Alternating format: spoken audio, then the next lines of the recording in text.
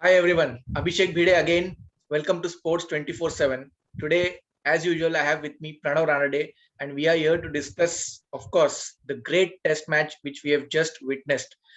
Such riveting cricket for all 5 days, and that is why we love Test cricket so much. Pranav, they've been saying that Test cricket is dead and it has become really a boring game and not much viewership. But looking at yesterday's Test match at Lords, which India won, of course.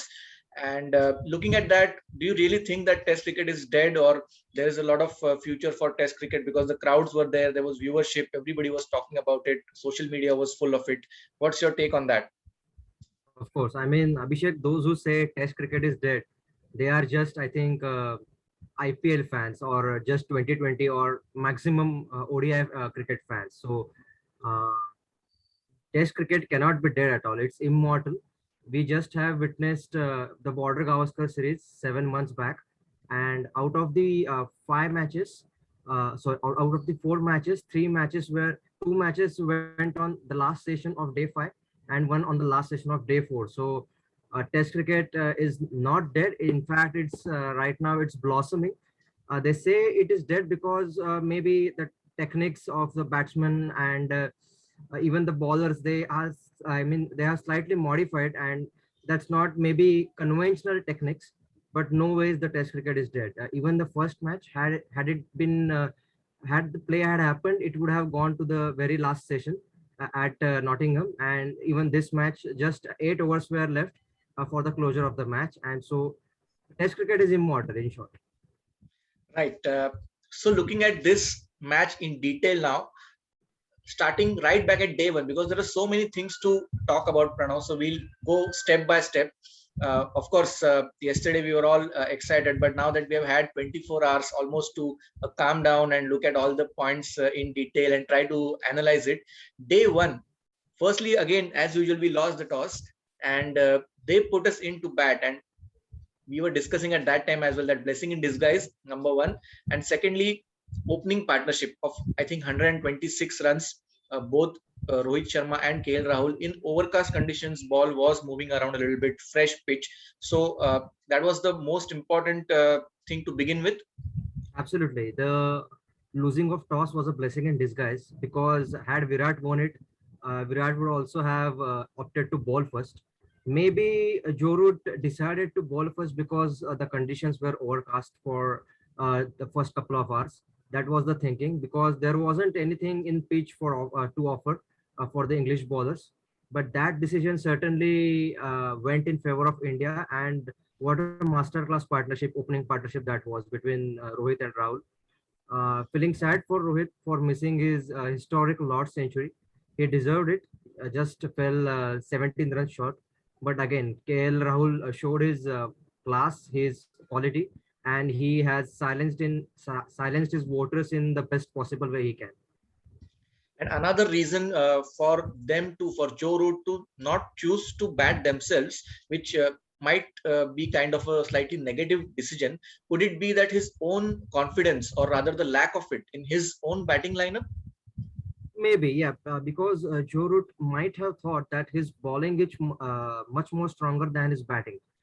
There is no reliable batsman apart from maybe Johnny Bairstow, apart from Joe Root, who has significantly contributed in this couple of test matches. So he thought, let's exploit these swinging conditions, and he just hoped that Jimmy Anderson and Ollie Robinson would get some good quality outswings. But that was not to be happen, because the pitch did not offer anything at all, and it was very easy for Rohit and Rahul to score at even more than three. Right. And then towards the end of day one, India 276 for three. So we were in a really strong position and going into day two, hoping to reach 400, 450. But England made a really strong comeback then second day, and they got us all out for 364. And then their own batting, they were 119 for three at the end of day two. So at the end of day two, it was pretty much balanced.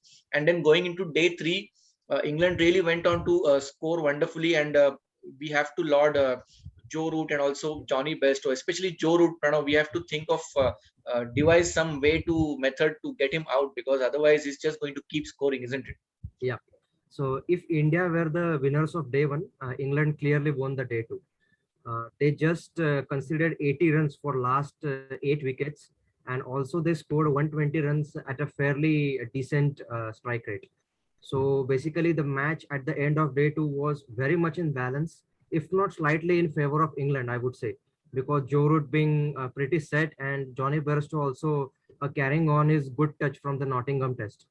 But credit to Joe Root. I mean, 180 not out. What a masterclass inning that was. I felt sorry for him for missing his double century. I think it would have been his seventh or sixth double century. He completely deserved it, and hats off to him. So England batted all throughout day three. They kept losing wickets at regular intervals, but still they were getting runs at a pretty good rate as well. Yeah. And so towards the end of day three, they took a minor lead of 27 runs, and that's when towards the end of day three, things started getting a little bit spicy, because Jasprit Bumrah, he ran in. Now I don't know if it was his own decision or it was a team decision, but again, nothing wrong with bowling bouncers. It's a tactic, it's a weapon which also results in wickets and also intimidation factor. Whereas you bowl a bouncer and then you bowl full to get a batsman out, so nothing wrong with that. But Anderson took offense to that, and while going off after day three, there were a few words exchanged, and I saw Bumrah kind of tapping Anderson on the shoulder and almost like apologizing for bowling those bouncers to him. But Anderson somehow not taking it in a very positive way, and he was really unhappy about being peppered with those bouncers. And then going to day four, India lose early wickets, and then we come to the most one of the most important aspects of this game, which not many people are talking about, Pranav, but I want you to slightly share your views on that, which is Ajinkya Rahane and Cheteshwar Pujara's partnership. Very slow, but it was needed to sort of save India at that time, isn't it? Absolutely. So going into day four, India were in troubled waters. So England had a 27-run lead, and in such close matches, under such circumstances, even 27 is a pretty substantial lead, I would say, because India would easily have been 27 for three. In fact, they were, I think, 55 for three, which suggests they had almost about 30 runs lead, and they had lost their three main batsmen, the in-form openers, both Rohit and Rahul. Even Virat looked pretty promising, but he chased off a pretty wide delivery, which I think he would have kicked himself in the dressing room. Yeah, the partnership between Ajinkya and Pujara, I mean, it was one of the moments of the match, because both were under pressure, tremendous pressure. Both careers were at stake, and they almost batted, I think, just two balls shy of 50 overs, the partnership, and they added 100 runs. They simply frustrated the English bowlers, and simply, I mean, it was not a pretty good innings or a pretty good partnership to watch, even from the television or from a spectator's point of view. But it was much needed for India to get that lead to 125 and not lose any wicket. And credit to both of them. I think after this innings, both of them will definitely be playing remainder of the three test matches. I heard many people saying during that partnership that they should go for it, they should accelerate. But Yeah. on the other hand, the same people will be criticizing a Rahane or a Pujara if they would have gone for, let's say, Rahane would have gone for a straight down the ground lofted shot to Moeen Ali, which he did later in the innings. But early on, if he would have done that, they would have criticized him, saying that he should have looked at the situation and played defensively. So, do you think that looking at the situation, they had to sort of safeguard? Are sort of not losing first and then going for the win. So do you think the mental approach was right, and it was difficult for them because, as you said, playing for their place and a lot of criticism had happened, but they stuck to it and they played out an entire session, which was a credit to both of them. Absolutely. Sometimes, in fact, most of the times, survival is the main attribute in Test cricket as far as batting is concerned. And had Rahane or Pujara got out immediately in second session, let's say in first 20 minutes, the match would have been over at the end of day four. No question of players coming on the ground for day five. So by just negotiating those 27 overs in the tea session, afternoon session, and just they, I think, only scored 48 runs, but 49. Yes, yes. 49 runs, yeah. But they did not lose any wicket, and even after post tea session, also they played for 90 minutes together, which ensured that the match would definitely go at least till second session of the fifth day. They just prolonged the defeat which was staring at India's face, and credit to both of them. I mean, uh, as they say, experience counts, experience matters. So that's what they showed. Not pretty good to watch, but in the context of the game, those were priceless runs and priceless minutes spent at the crease. Absolutely, and we and as well people have to understand that not all batsmen are pretty, but at the end of the day, the runs, the number of runs, and the time spent, this both of these factors matter in Test cricket. So going towards the end of day four, we lost a few more wickets. Rahane and Pujara got out, Jadeja got out, and then Rishabh Pant was in with Ishan Sharma. And going into day five, things were not looking that promising. Promising, Pranav. I must tell you. Even we discussed it, and both of us were thinking that most probably this is going to be curtains for India. But at the start of day five, Rishabh Pant got out, and we were thinking it's almost over because our tail enders, I'm not sure if I should be calling them tail enders now, but our lower order batsmen, they were peppered with short stuff. And do you think England lost the plot over there? Because bowling bouncers and being aggressive is one thing, but they just kept doing that, and it seemed that they had no other plan. And there were seven fielders on the boundary at one point for Jasprit Bumrah, and later on when they started bowling length, then Shami and Bumrah started taking easy singles. So huge credit to them, and we'll discuss that a little bit further. But do you think England's strategy was wrong over there? Absolutely. I mean, 40 minutes into the day five, Ishan Sharma and Rishabh Pant were back into the pavilion, and India's lead was 180, 182. And so basically, India were 182 for 8. So after that, ideally, England should have conceded maximum 30 runs. But so all of a sudden, they saw Bumrah, and somehow they remembered what he did to Anderson, and he just Joe Root, instead of backing up his best bowlers, Anderson and Robinson, he opted for Mark Wood, and they just had a short ball ploy against Bumrah. And even the short ball tactic did not work because of two reasons. Firstly, over defensive field set by Joe Root. I mean, deep square leg, deep mid wicket, and deep fine leg. Bumrah's ball is not going to carry that much. And secondly, even Mark Wood's bouncers were not on target. So only one ball hit Jasprit Bumrah, and others were simply, it was easy to leave, or even if he had just swung his bat, he wouldn't have made any connection. So it was pretty bizarre tactics from England, and probably that was the turning point of the match, where the 1 hour completely belonged to India, because two batsmen played sensible cricket, and the opposite captain, Joe Root, equally was insensible in his decisions.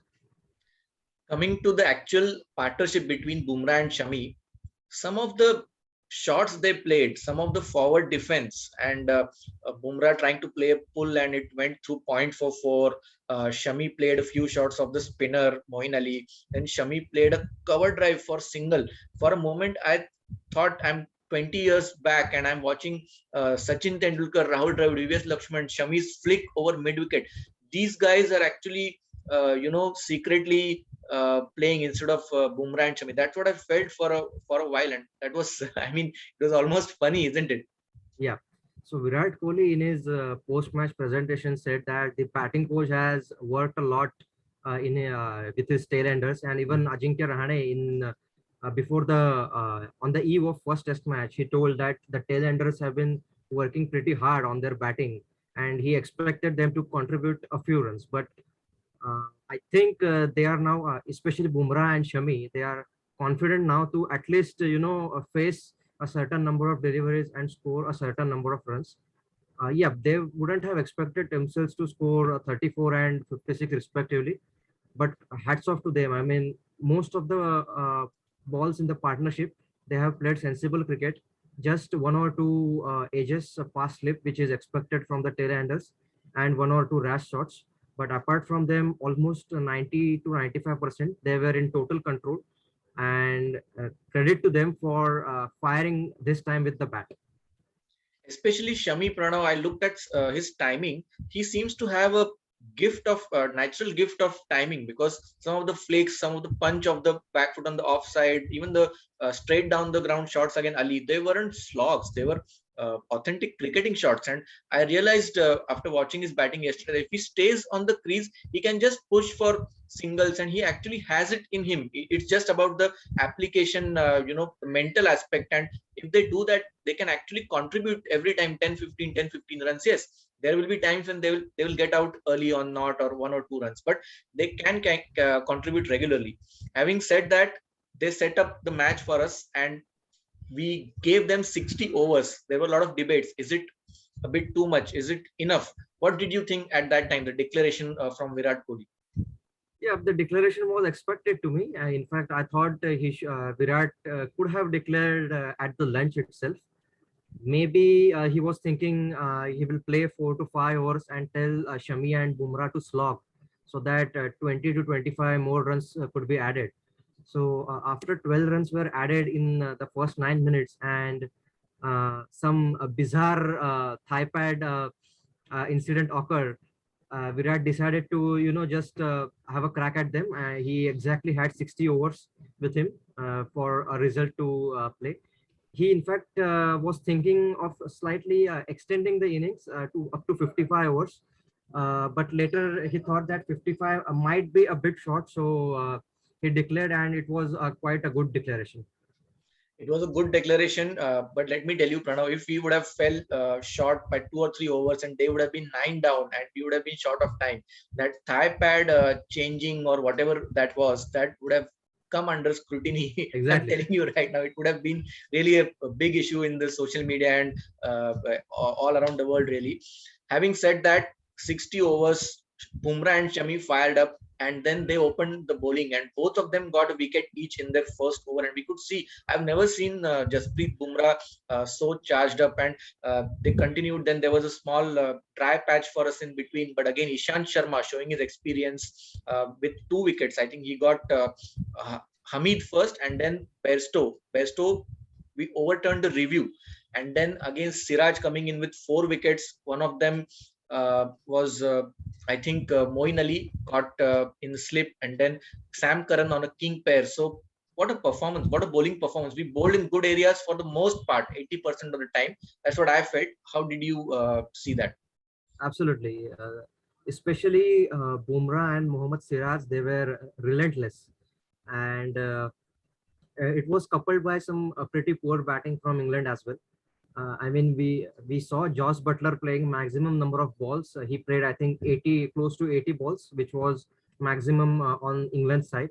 But at least he missed his outside edge on 10 occasions, which suggests they are not quite, apart from Joe Root, they are not quite ready for the Test cricket. So it was both a combination of a lethal fast bowling, seam bowling, and equally poor batting from England. And credit to Mohammad Siraj and Bumrah, for just acting as workhorses and continuously bowling. I mean, I think Bumrah bowled 15 and Siraj bowled close to 11 or 12 overs. So credit to them. And even Ishant, he used his experience. He just kept it simple. He just bowled all the in swingers from the fourth stump, and he only targeted LBW.